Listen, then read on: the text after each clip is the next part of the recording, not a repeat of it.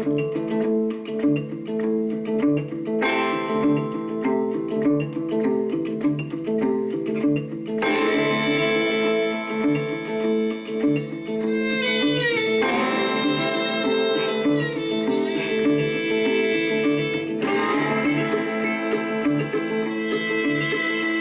a very good afternoon. It's what time is it, Annie? It's 1:15. I'm in Kinlochranach, outside the general store. Got some water, not just for sipping upon, but also for my coffee tomorrow morning. I'm heading to Ben Alder.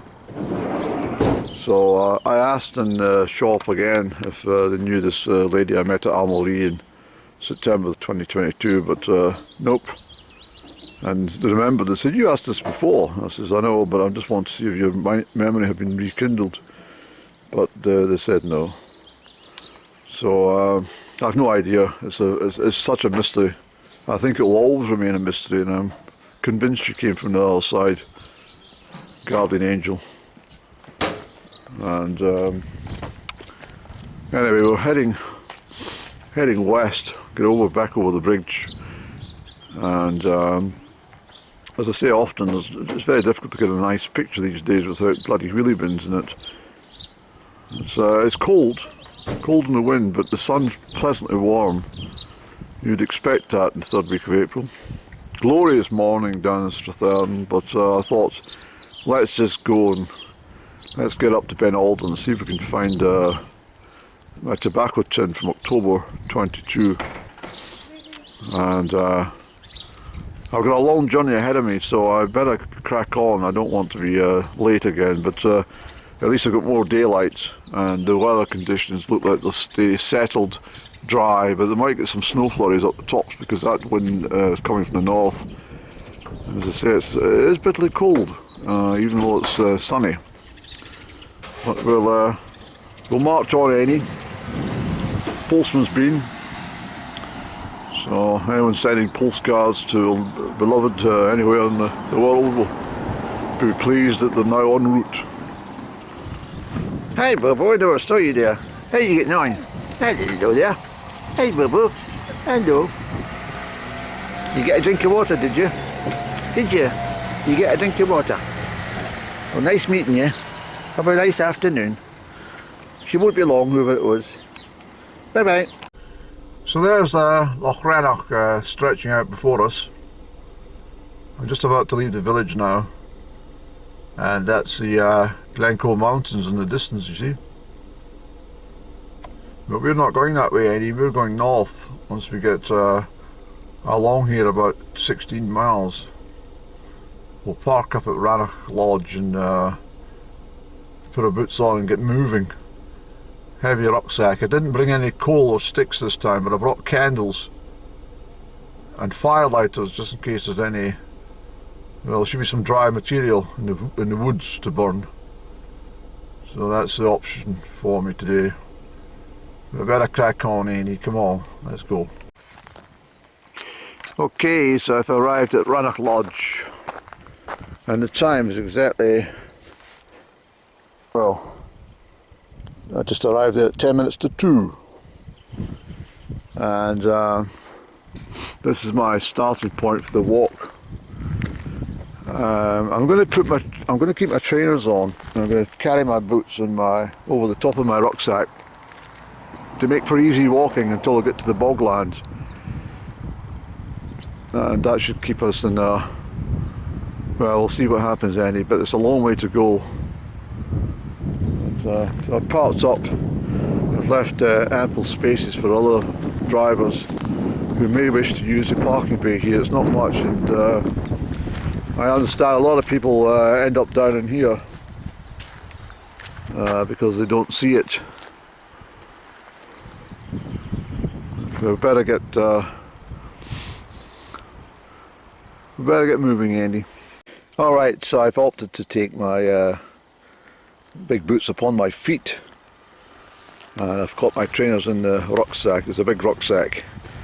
But as I said, the last time I came up here and had that old climb, not only did I have all that stuff in there, but I had well, at the bottom I had coal and bloody wood and everything. But I brought candles, I mentioned this. I brought candles and firelighters, and I've got my lantern. But it's a full moon tonight. Full moon in Scorpio. And so the sky should be quite illuminated. So yeah, I'm looking forward to this trip, and fingers crossed all goes well. It's always a bit daunting when you go out into the wilds, but it should be alright, Annie. Yes.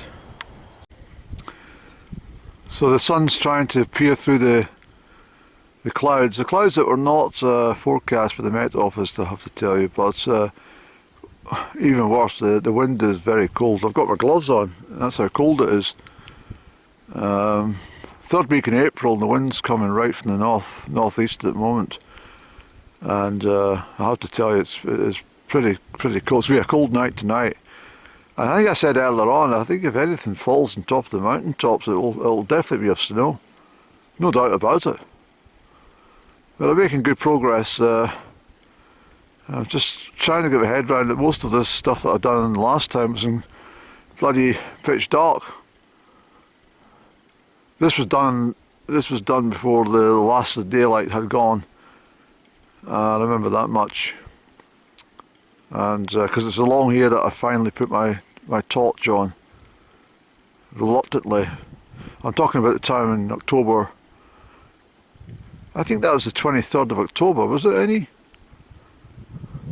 It was either the 19th or 20th or 23rd of October. I actually can't remember the exact date. Certainly the last week, the last 10 days of October 2022. But anyway, we better keep our stride going while we've got the energy, Annie. I'll show you the snow on top of Ben Alder as we get round the corner a bit, yeah? Okay, so this was not forecast by the bloody Met Office. I don't have any waterproofs. It started raining, and the wind has picked up into almost storm force. Well, not storm, gale force.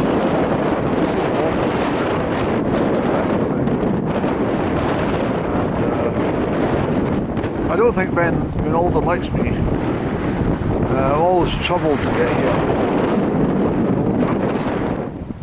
But so I've stopped for a moment for a bit of a breather.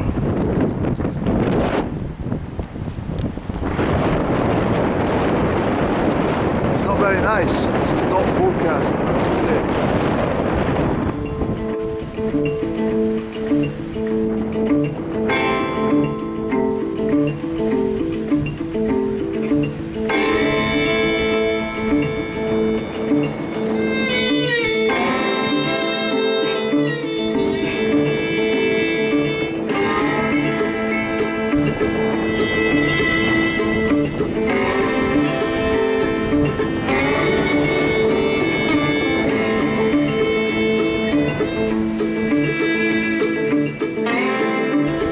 Sun's back out, Annie. Yeah. Goodness. So just for the record, that's the way I decided to go. Cling around the edge of the waterside in pitch black with no moon and just a small torch beam, and rather than take the obvious, this route here, but in the black I couldn't see anything, you know, not a thing. So in my mind that was out into open country and therefore best to be avoided.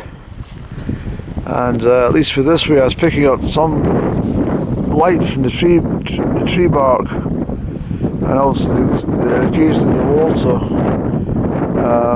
resembled water in the torchlight, but the main thing was I could hear the water, and that's what kept me going. I realised I kept me around and eventually to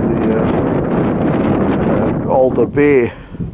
Hopefully you can hear me above the wind. But what actually happened was I got into difficulty because of the terrain through this lot. Big boulders and it fell away towards the shoreline. There was uprooted trees, there was pools of water and streams of water, and goodness knows everything was in branches trying to poke out my eye and everything. It was just a living nightmare.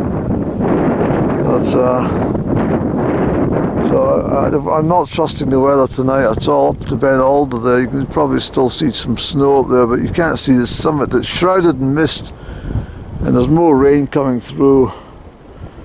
And I best get over to Ben Alder cottage as speedily as I can. I've been walking now since 2:15. What's that? Just over 3.5 hours. I should get there, well, definitely should get there by 7 p.m, but I gave myself a sort of 4 hours, 4.5 hours to get here, so I'm doing not too bad, but that wind's keeping me back. I'm walking into the wind, you see. I don't know if you can hear me above the wind, I'm sorry. Let's push on, Annie. Let's go, sir. So I should be circling these trees down here, but what I thought I might do, there's still ample daylight, is I think I'll go up to the top of this little hillock and see if just by chance I happen to see a lump of my tin, a silver tin with tobacco 18 months old stuck inside it. I doubt it, but we can always try, Annie. You just never know. You see how far away the Bothy is? There's absolutely no way my torch would have shone in those windows. And I cross it. Let's go down to that, those trees down there, Annie. It could be these ones. We'll try them. So that's a lot of the uprooted trees I talked about at the time, coming through hollows of water and stuff. Remember, I can't see a thing, it's completely dark. Pitch black. I can't see nothing. How on earth I managed? I definitely was guided. Definitely. There's absolutely no doubt about it. I did say at the time it was a larch tree I left the tobacco next to, but they're all larch trees, of course. So there could be any one of them. There's some Scots pine over there, of course, but I definitely left the tobacco at the bottom of a larch tree. If indeed that's where I left it, I might have just lost it en route. Yeah, it's somewhere around here, I'm sure it was. Somebody lit that candle in the Bothy window. There's no way I could see that with my torch. No chance. Sorry. There's no way the torch beam would have reflected off the water, or I couldn't see the building. Amazing, Andy.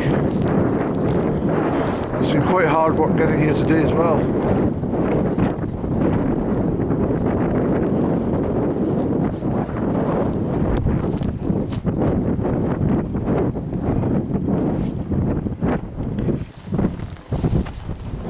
Somewhere I sat and almost gave up. Exhausted. So there's the bridge over there, and I must have been walking along at the bottom here. How I seen that again is just amazing. There's no moonlight, you see.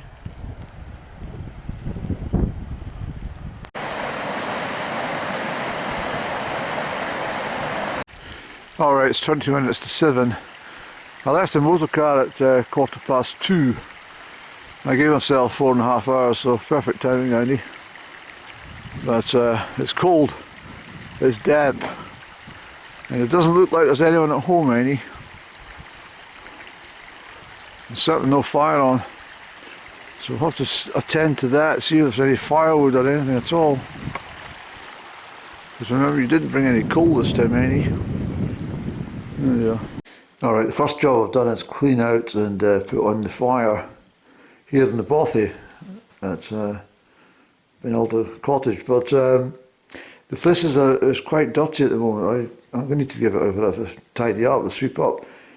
Can't can't really blame any individuals, but it is courtesy to give everything a bit of a tidy up before you leave. So you can't pinpoint it to anyone, but I mean, someone's trying to burn the face mask and all this sort of stuff. I mean, look, just put it in your pocket and take it home and recycle. Don't bloody put it in there.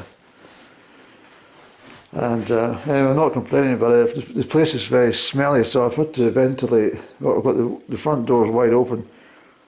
It is a Bothy. I mean, that's what a Bothy is.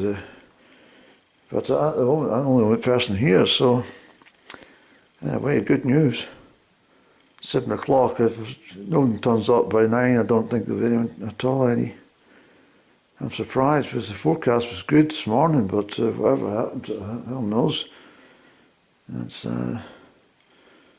not bad, but it's definitely not in the forecast of blue skies and sunshine that they talked about all day. Well, at least all day yesterday. Anyway, Andy, let's get ourselves a cigaretto, get something on. We'll put the jet boil on. We'll get a coffee. One thing I do know that's quite good is a lot of the fellow people, they'll leave gas. So rather than carry it out with them, they leave it for emergencies, and it's quite good because these are very useful. If you've not got any gas and you're going to eat cold food, or you can't get a hot drink, you know what I mean? And that can save your life. So it's always good. That's a full one, almost. That too. And these ones. So all very courteous. But yeah, things are. What the heck's this?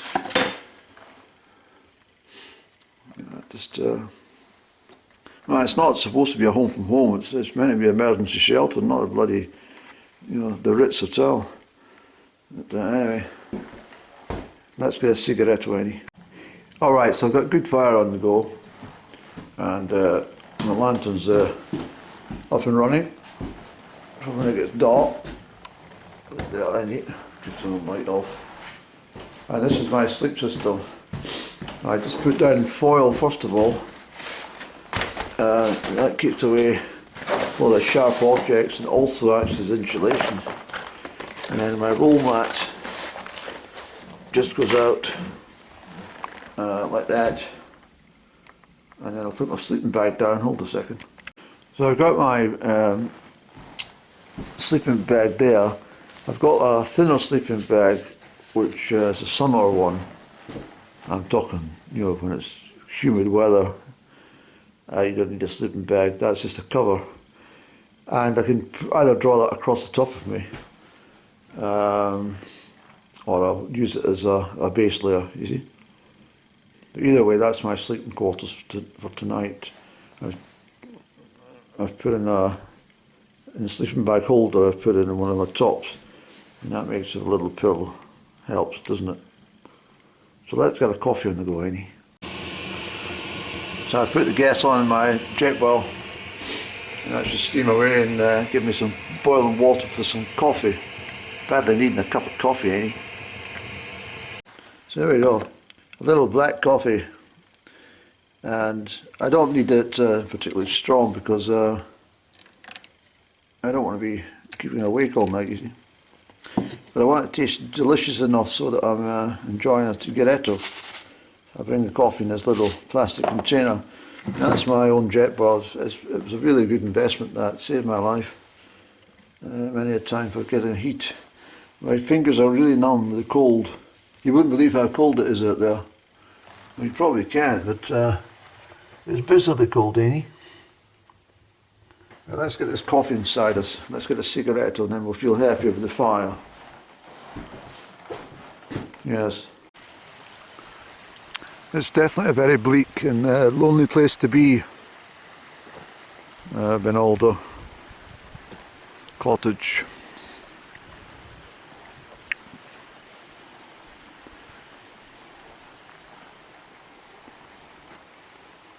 Need a wee bud.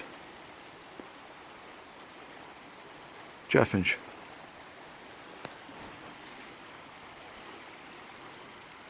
Female chaffinch.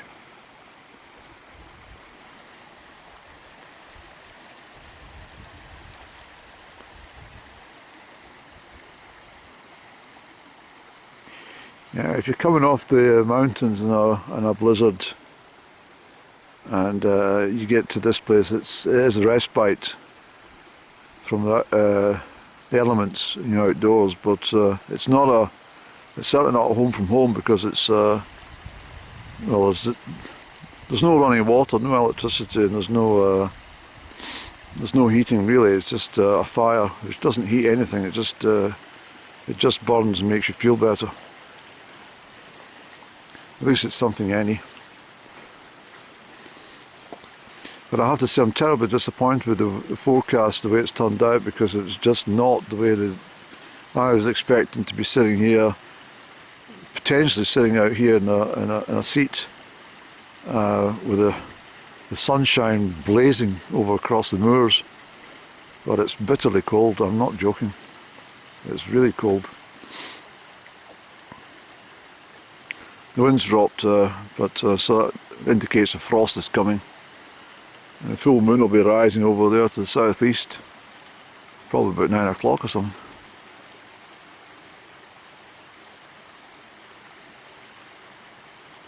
Full moon, yeah.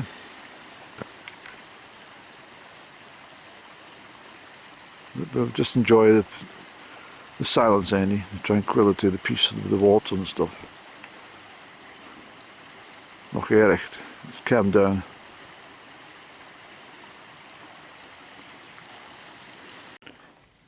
So I've lit my candle.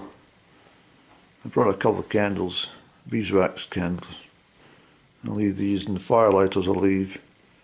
And I've got some dry grass in my pocket, which I picked up, which I'll leave. I'll wrap it in some tissue and put it somewhere so it doesn't get damp. It'll help the next person light the fire, you see. There's another candle holder I can find that I can use. All the deer are down, keeping off the high tops because it's cold. Can you see them?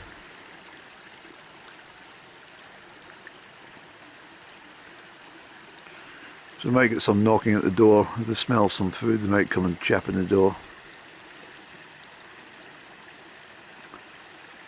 But I'm glad that I've brought up firelighters and candles, my contribution, because I didn't bring any wood or coal.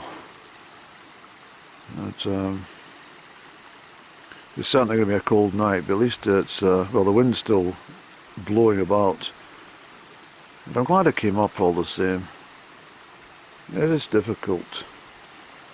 Where are they all going? Couldn't have heard my voice. Probably did. Very sensitive to noise, these creatures. But yeah, so it's going to be a long night. But the blessing is that daylight comes in much sharper in the morning, so we should see light for 6 o'clock. Get away as early as possible. A 12-mile march back to the car, so. But as I say, I'm glad I came up. It's a perfect peace. But it's hard work coming out into the countryside. It's not a game, and when you pass the halfway mark, you know yourself that you unless the conditions are terrible, but there's that inkling at 5 o'clock. Is this a worthwhile move in me doing this? There would have been enough light to get back to the car, but I thought, well, yeah, that's not really the living, is it? We wanted to come up to the Bothy, so we're here. The fire's burning away merrily. I've had some soup. I spilt some soup actually. I transferred it in my cup, and I forgot this bloody plastic cup which kind of folds in half and you lift it. So I spilt that on the floor, and I've cleaned it all up, and I've cleaned out the ash pan and stuff like that surrounding the fire, and done a few bits and pieces just to help along. So So I'm going to go indoors and just check a few things in my phone and stuff, and then just settle. I'll probably come back out about 9 o'clock. If we see the moon coming up, you see. I think I'll just say finally tonight that the sort of, well, being here again is absolutely brilliant, but the enormity of that episode back in October 22, sorry, was monumental. I can't get my head around how somebody could wander across all that terrain in the pitch black and against the rain and that drizzly stuff. It wasn't heavy rain, but it was enough to get you, eventually wet. And to find that bridge, 2 bridges. And the first one, finding the first one's hard enough, but then finding that second one's almost impossible due to its dark colour. And also must have heard the water. But and then walking through water, which I couldn't remember coming, which I did, and to get in here, and just the whole thing, and where I was this afternoon looking over, there's absolutely no way that even a torch being hitting water and reflecting off glass, it wouldn't have done it from that distance, no chance. So I'm going to stick with my first assumption that where the candle was situated at the window, someone illuminated that candle just long enough for me to see it and got my bearings just at that give up point. It was really, I'm not saying giving up completely, I was just meaning like I was exhausted and sort of I wouldn't say delirious, but I was certainly couldn't get any focus in any direction I was going. Completely not lost, because that was the thing, I knew where I was going, but just in the midst of pitch black for hours. It's amazing I got here. So whatever happened, it's going to stay with me all my life. It truly was a bit of a, it was miraculous, let's put it that way. So I'm going to get my boots off, and I've got my trainers with me, but I think it's just going to be a case of straight into sleeping bag and just enjoy the silence and ambience here. No passing traffic, and there's no internet for my phone either, so it's just a case of sit and think, and I don't think we're going to see the full moon anyway. I think it's too much cloud to sort of gather again. I thought it was going to clear for a frost, but it's... I'm actually thinking I might wake up to rain in the morning. I don't really fancy walking that 12 miles in pissing rain, but especially as it wasn't forecast. I haven't got waterproofs, but I've got my leather jacket. It's April, should be alright, just be a bit miserable, that's all. But anyway, living the present, here we are at this moment in time, and I've had a sandwich and some soup and some coffee, a couple of cigarettos, and this is where my bed will be for tonight. So I'll try and catch you in the morning. It's exactly 9:30 and there's the moon coming over the top. The full moon, any.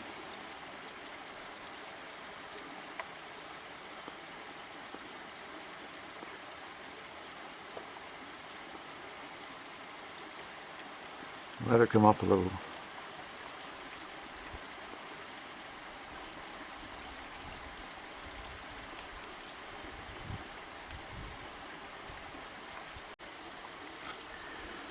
So there we go, there's the full moon coming over the horizon. The reason I came up here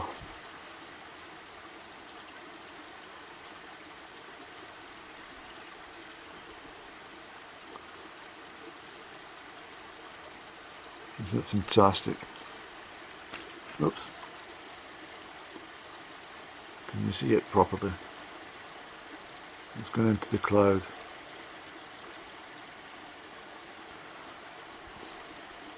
So that's a magnificent full moon over the hills just to the east of Loch Erich. So I wasn't disappointed after all. The moon came to see me, even though the forecast wasn't good. Just managed to get a little gap between the cloud and the hilltop to say, "Hello, Andy.